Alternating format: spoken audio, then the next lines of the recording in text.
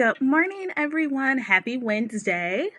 Happy Wednesday. I'm just getting myself together here with this live stream and hoping that we aren't having technical difficulties. Good morning, everyone. Welcome back. My name is Kashira, business and brand strategist, of course, and I am here today to talk to you about a topic that I've been talking about a lot over the last couple of days over some of the consultations I've been having and the brand alignment sessions I've been having. Really good conversations, and I'm really excited for those of you that have already committed to the Founder Circle Mastermind. We have an amazing group, and I'm so excited about it. Applications are still open if you are interested, which we'll talk about a little bit later.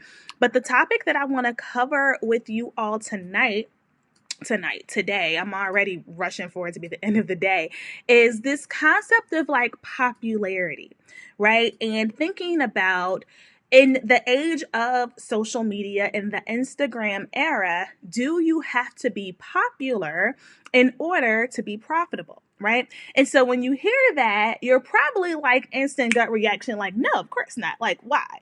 However, a lot of people, even though you won't admit it publicly, subconsciously, you're operating as if that is your truth. And that shows itself in thinking that, your goals need to center around, getting over 10,000 followers on Instagram or your platform of your choice, having the swipe up feature, lots of likes every time you post, lots of comments, maybe even a super active Facebook group. I know Twitter is like its own little community, right? Having a lot of likes and retweets. And so while we may never publicly admit that like we feel popularity is required to be profitable, it shows itself in our actions, right? And we begin to chase these vanity metrics, right? And so I just want to have a conversation with you around that because I'm all about working smarter and not harder. I'm all about making sure that you're spending your time on things that are actually moving the needle and getting you closer to your goals. And so a lot of times we outwardly say, hey, my goal is to have consistent 5 or 6 figure months. I want to have consistent 6 and 7 figure years. I want to have consistent sales. I want consistent clients. But then our actions aren't really aligned with that. Our actions are more aligned with getting popularity, right? And so let's just talk about why that's a myth, why we need to release that and let that go starting today. One is very clear. I'm sure you all have heard before. Vanity metrics don't always equate to sales. And I have to clarify this. A lot of times we are counting other people's pockets based on how their social media engagement is looking. But 9 times out of 10, that person doesn't have the same amount of followers or likes and dollars in their accounts, right? That's not shade. This is true tea. If you guys remember last year, that story about the influencer who launched her t-shirt business and it flopped. Like she struggled to sell like 3 or 4 shirts. I don't know if you all remember that. It was a big topic on like Twitter. People were talking about it on Instagram. And so that young lady was actually comfortable enough to at least share her truth. She's like, hey, I'm shutting this store down. We just didn't get enough orders in order to cover the expenses associated with this. But a lot of people aren't sharing that. A lot of people aren't sharing their truths. A lot of people aren't sharing their flops, their failed launches, their lack of clients. I literally saw someone, and I'm not trying to be like me, but literally I saw someone with stock photos for their testimonials on their site. I'm like, girl, we all use Create Her Stock. We seen that picture, right? So anyway, it's like those vanity metrics don't always equate to sales, but because we are in the digital age, because we are in the age of social media, it's like that's all we see in our faces. It's like that person has all of these likes. I kid you not. I went to a conference last year and it was crazy. It was a crazy experience for a lot of reasons. But one thing that blew me immediately is the person who was hosting it. It was one of those things where it was marketed as one thing, you got there was another one. And so she was talking about branding and building visibility and credibility. But this woman was talking about buying likes, buying followers. And she was saying, well, if you have this perception of having a lot of followers and a lot of engagement, then people will buy from you anyway. And so it was essentially dishonesty, right? And so I'm saying it to say it is super easy for people to buy followers. It is super easy for them to buy likes. It is hard to discern what's real and what's fact, which is why I keep preaching to you the power of staying in your own lane and not mirroring your efforts off of what you see somebody else, but really getting centered and like getting clarity on your own niche, your own messaging, your own packaging, and going after building your own audience. So clear and cut, vanity metrics don't always equal sales. Again, also the next thing to think about too is that we're all about quality over quantity here. A core reason why I teach service providers and experts on creating higher ticket offerings is that we're looking for more quality clients, and we don't need that many to hit our goal. If you have $1,000 offer and a $5,000 revenue goal, we need 5 quality clients who align with what you're looking for and get them enrolled. That is a lot easier to stomach and to navigate than saying I need to now have 500 people buy this $10 thing, right? Because then you are chasing quantity, but in that quantity you may not get quality, which is why people who do have larger followings who are struggling with hitting their revenue goals struggle to then pivot and create that high-end offer, because you spend so much time attracting anybody, no matter what, as long as they're able to be willing to give you that $10, when you do get deeper into your passion, it's like, oh, I got to still start from scratch. And I literally have people that I know who have, 40,000 followers, 60,000 followers, who built an audience of the wrong people, and with their stomach hurt, had to start from scratch. Right? A lot of you who are beginners have the ability of doing it right the first time. If you're not a beginner, but you're slowly making traction, you have an opportunity to course correct now, but that's a choice, right? And so when we think about chasing popularity over chasing profitability, right? Because profitability is in full alignment with your passion. Popularity is not. Popularity gets you doing things that compromises on your values, but we ain't gonna talk about that today, right?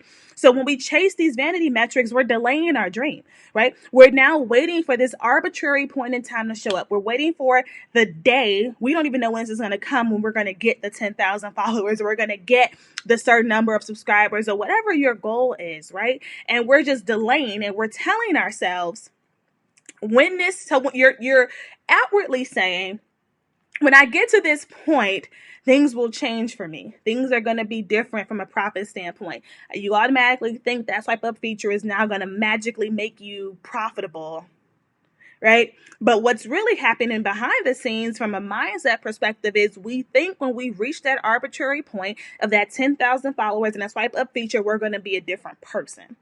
We think when we hit that point, when we start making a certain amount of money, we're going to all of a sudden be more confident. We're all of a sudden going to wake up more focused, and we're going to wake up more disciplined. That is not how it works. That is not the case. The future version of yourself that you're imagining, that future version of yourself that's successful, however you deem success, that has 5-figure months, consistent clients, 6-figure years, that's doing speaking engagements, that has published books, that's doing all of this stuff. That person that you want to be, you have to lay the groundwork for that now. You don't magically become her because of a metric. You become her by changing your mindset and taking intentional efforts. In my mastermind group for the current cohort, the very first exercise we did on our group call was a visualization activity. Really thinking about, why are we doing this? What are we working towards? What is our actual definition of success, so that we know when we are doing the uncomfortable things, when we are putting ourselves out there, we know we're doing it for a purpose. We have to release this false pretense that when this arbitrary goal occurs of this follower count, this money, this whatever else, that, oh my God, when that happens, something inside of me is going to happen. It's going to be like the fairy godmother and Cinderella. I'm going to go from raggedy to all of a sudden being like this motivational mogul. No, ma'am. If you raggedy now, you will be raggedy then, right? You can be 6 figures and raggedy. And when I say raggedy, I mean not fully showing up for yourself, right? So the lack of discipline, the lack of focus, the making excuses, the focusing on what you lack and not what you have, that's going to chase you throughout your journey. And if you are theoretically still able to hit those revenue goals that you have like that, it's going to creep up on you and continue to sabotage, because I can guarantee you, I can tell you from experience, when you start to make more money, you literally start to have more problems, right? You now have to spend more than you did before to develop, to grow, to expand, to fix those issues. And so these are things you want to tackle now, right? Start acting like that future version of yourself now. We have to start operating in greatness now. We have to recognize that it is not a cliche to say you need to show up when no one's watching. All of your absolute faves on social media, they did it. They all started with no followers. If they're legit, they started with no followers. They started with no engagement. They had to build their brand too. They had to do live streams and webinars and create content and do all of that stuff too. Just because they're now with their chapter 25 of consistent revenue and they don't have to do it as often doesn't mean that they didn't do it. Just because you discovered them yesterday doesn't mean that they started yesterday. And so we want to skip the process, but the process is so important. That process of showing up when no one's watching, putting out content when no one's buying, investing even though it's scary, right? Getting support even though you've never asked for help before. Those are the things that, number one, speed up your timeline, and number two, prepare you to actually have longevity. Do you want a quick dollar, or do you really want legacy here, right? We think that the big profits will come and then we're going to all of a sudden change. We're waiting for this perfect timing and this big break that in entrepreneurship is not really a thing. You can literally still go viral tomorrow and not have the right offer, not have the right systems, not have the right messaging for that virality to do anything other than get you a bunch of followers. And I just feel like I don't want to go viral and not make no money. That one time I went viral on Twitter, I had all kind of offers ready to go. Very, very profitable weekend because I had the right messaging, I had the right systems, I had the right offers, and I had the right packaging. 100,000 followers isn't going to do nothing for you. 10,000 followers will do nothing for you if you don't have the right systems. But we don't want to spend the time doing the unsexy things. We don't want to spend the time doing the back end stuff, right? Getting that clarity on our niche, being specific, right? Releasing that lack mindset that if I go deep, if I go in and focus narrow, more wide, then I'm not going to lose money. I'm going to get more quality clients and in turn get more money, right? Mindset shift. Spending the time developing the right messaging so when clients come to your Instagram, when they come to your LinkedIn, to your website, it's like, yes, she's absolutely for me. I had a call with someone earlier that was just like, I know you're for me. I know you can help me. What's the cost? I don't even need this conversation. I just need to know where to send the coins. That's what you want to have happen with your products and services. But that requires you to do the hard stuff. Everyone that I have a consultation with, I say, is it truly possible to pivot your business in 90 days? Absolutely. Do I have all of the frameworks and the templates for you? Absolutely. But what I'm not going to tell you is that it's going to be easy. I need you to give me 90 days of dedicated focus. I need you to put doubt to the side. I need you to know that you're going to be scared, but you're going to commit to doing it anyway. These are the things that are going to help, because when you get to this point of multi-six figures, the decisions become scarier. The investments become larger. The decisions become even riskier. But that's something that if you've been really sharpening your tools and really and growing your mindset and really building yourself up as an entrepreneur and as a leader, you should be able to handle and navigate. We can't chase popularity. I know it seems like there's an in crowd on social. I know it seems like everybody else has all of this stuff going on, but you're only seeing what they want you to see. You're not seeing the blood, sweat, and tears. You're not seeing how much money they actually put into their business and their team. You're not seeing what their day one looked like because you stumbled across them last week, right? And so when we think about, well, what is the actual process of now pivoting from where I am now to getting to where I want to be? One major reason why we include mindset in our mastermind program, even though the mastermind program is all about creating your high-end offer, selling it consistently, getting the visibility you deserve in an authentic and organic way, I recognize that so much of that comes from mindset. So much of this comes from you deciding not to sabotage it this time. Deciding that in order for things to change, you actually have to change, right? Nothing about your circumstances will change unless you do. Clients are not going to start coming while you're still being the same. You have to decide to do something different. We cannot keep waiting for next time to see a campaign through. We can't keep waiting for next time to be consistent. We can't keep waiting for next time to go live or to send that email or to pick up that phone or to get that support, join that program, hire that coach, whatever it is. We keep waiting for this next time. And again, we keep delaying our dream. And I know it's a scary time right now. I know Corona and pandemic, and it's major and it's massive. But for so many of you, you finally have the downtime that you needed to actually face your reality and recognize that this isn't what I want. There is bigger and better for me, but I need help getting there and being okay with that. I'll tell you one thing I just did because I want to grow a whole separate part of my business that isn't social media related. It's the whole B2B contract side of my business. I've been very fortunate over the last couple of years to get a lot of these opportunities through word of mouth and through referrals, but I really want to actively grow it. I invested over $7,000 recently to get into a program where I have no idea what they're talking about. I have like the least experience. I have none of the things that you actually need to do this. And I'm in that program to get support. That's an example of what I mean by doing it scared. I'm in a program where I'm significantly younger than everybody. I'm not the same race as everybody. And I don't have the same experience as everybody, but that's how I know I'm in the right room. I'm like, okay, this is the big leagues right here. This is different. This is where people have $1 million days. Got it. Okay, I'm here for it. Some people can't even wrap their mind around just simply raising their hand and saying, I need help. Simply raising their hand and saying, the way I've been doing things is not working. Being okay with embracing that change. God literally orders our steps on purpose. We end up in certain places on purpose, but it depends on how many times do you want to learn this lesson.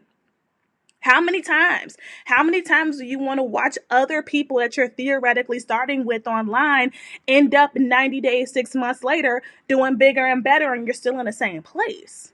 I learned that lesson the hard way a couple years ago. So I don't want y'all to take that, right? We can't keep focusing on the things that don't matter. We can't keep focusing on vanity metrics, on pushing out content, on pretty graphics and selling all of the wrong things. It's hustling backwards.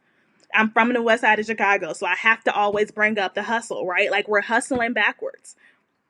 And so when it comes to thinking about what does it actually look like to do this in the right direction, the reason why I keep emphasizing mindset, messaging, packaging, positioning, and selling and the way I do is because it works. I've been coaching one-on-one for a number of years now with people across industries, and that's the consistent thing. People who are struggling typically come to me with a lot of those things that I just listed out of whack. Right? So if you decide to commit to 90 days of that unrelenting focus, of pushing fear to the side, of not making excuses, you pair that with proven frameworks, live coaching, accountability, 5-figure templates, and all of that brilliance, there is absolutely no reason why you shouldn't win. Absolutely no reason why you shouldn't win. If you fully show up for yourself and commit. I'm just saying. So I want you to switch perspectives. If you've been secretly chasing popularity, I want you to chase purpose. I want you to get in alignment with what you've been called to do. I want you to focus on being profitable. I want you to release any doubts you have around the fact that you can still charge high ticket and be in alignment with your purpose. You can. God doesn't want you to be broke, right? So thinking about if anything that I said resonated with you today, if you could leverage support for 90 days to really reposition your business and get the results you need to get, you need to submit your application for the Founder Circle before time runs out. We've already curated an amazing group of women for this mastermind who are ready, right? Who have committed to pushing down to the side. They want to learn how to package their expertise into a higher ticket coaching program or service. Join them. The link is in my bio, and it's above here on Facebook, thepowercollective.co/mastermind. Of course, if you have any questions, you're welcome to slide in the DMs. With that, I'm going to get back to my regularly scheduled programming. Y'all have an amazing day, and I will talk to you soon. Bye.